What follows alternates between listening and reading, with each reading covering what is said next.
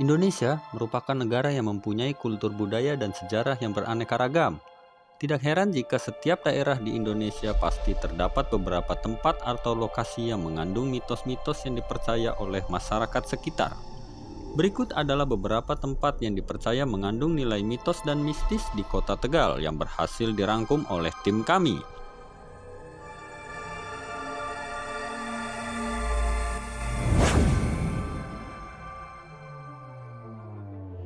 Siapa yang tidak tahu mitos buaya putih penunggu Sungai Ketiwon? Sungai Gung atau Perpil atau biasa disebut dengan Sungai Ketiwon ini adalah sungai terbesar di Kota Tegal, dengan hulu sungai dari Gunung Slamet dan bermuara ke Laut Jawa. Berlokasi di Jalan Hanoman Tegal Timur, Kota Tegal, masyarakat bisa menyaksikan pemandangan Sungai Ketiwon dari atas jembatan. Secara geografis, lokasi Sungai Ketiwon merupakan sebuah tempat yang sempurna untuk habitat buaya muara, dengan air yang tenang dan makanan buaya yang melimpah ruah. Penunggu Sungai Ketiwon ini dipercaya merupakan seekor buaya putih yang bisa menjelma menjadi sosok manusia. Masyarakat Tegal mempercayai keberadaan mitos buaya putih tersebut, ditambah dengan banyaknya kesaksian warga yang pernah menyaksikan secara langsung tentang keberadaan buaya putih tersebut.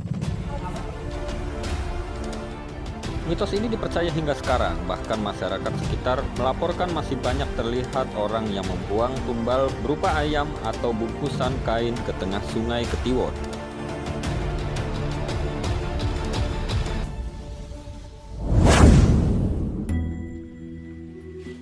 Percaya atau tidak, tikungan yang berlokasi di antara Jalan Dr. Sutomo dan Kapten Ismail Tegal ini dipercaya mengandung mitos dan nilai sejarah yang sangat kuat. Masyarakat dahulu sering menyaksikan penampakan seorang penari yang menari di pinggir jalan pada malam hari. Penampakan penari tersebut dikenal oleh warga sekitar sebagai Nyai Ronggeng.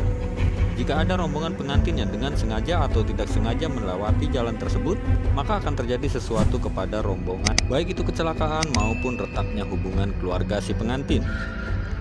Hingga sekarang mitos ini masih sangat dipercaya. Kebanyakan rombongan pengantin akan menghindari lokasi ini dan memilih mengambil jalan memutar.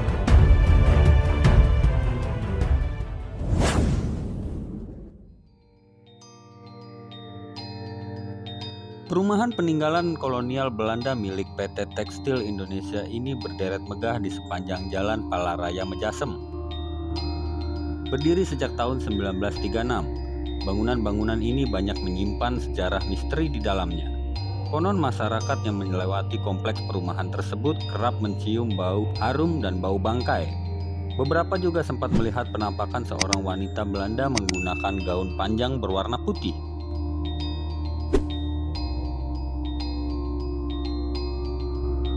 Mitos Noni Belanda dan rumah angker peninggalan Belanda ini sudah menjadi banyak perbincangan warga, baik warga Tegal sendiri maupun warga luar Kota Tegal.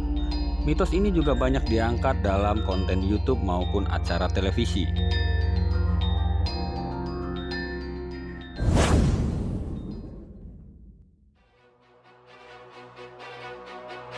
Sejarah kemerdekaan Indonesia menyisakan banyak kenangan pahit. Perang terjadi di mana-mana, tidak ketinggalan di Kota Tegal sendiri. Pahlawan-pahlawan yang gugur disemayamkan di sebuah tempat yang berlokasi di Jalan Melati ke Jambon, Kecamatan Tegal Timur. Lokasi Taman Makam Pahlawan Tegal dahulu tidak seramai dan sepadat sekarang. Sawah masih terhampar di sebelah timur Taman Makam Pahlawan. Rumah-rumah warga pun masih jarang. Konon, setiap malam tanggal 17 Agustus masyarakat sekitar sering mendengar derap langkah pasukan tentara Indonesia. Suara-suara seperti pasukan yang sedang berperang lengkap dengan senjata dan kendaraannya.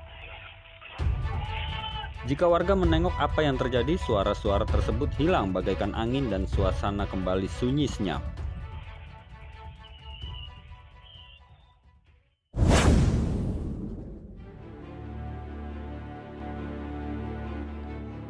Bangunan yang terletak di pusat Kota Tegal ini telah berdiri kokoh sejak tahun 1970 hingga sekarang.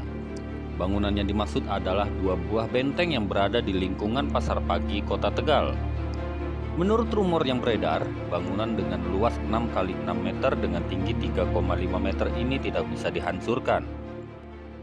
Pernah suatu saat proyek pemugaran pasar pagi hendak merobohkan 2 benteng tersebut. Tetapi banyak sekali kejadian janggal yang akhirnya pengelola proyek mengurungkan perobohannya. Mulai dari alat berat yang mogok, mesin yang mendadak rusak, hingga pekerja yang sakit, bahkan ada pula pekerja yang meninggal dunia karena jatuh dari ketinggian.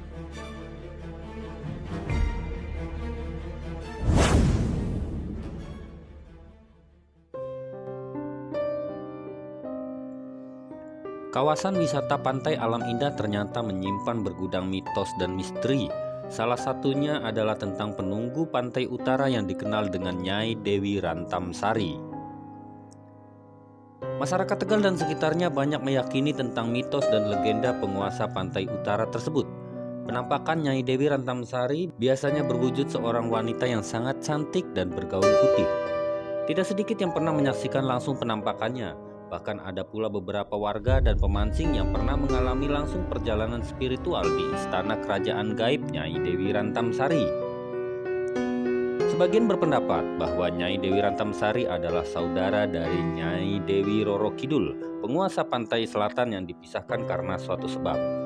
Ada pula yang berpendapat jika Dewi Rantamsari atau lebih dikenal dengan Dewi Lanjar ini adalah sosok bidadari dari kayangan.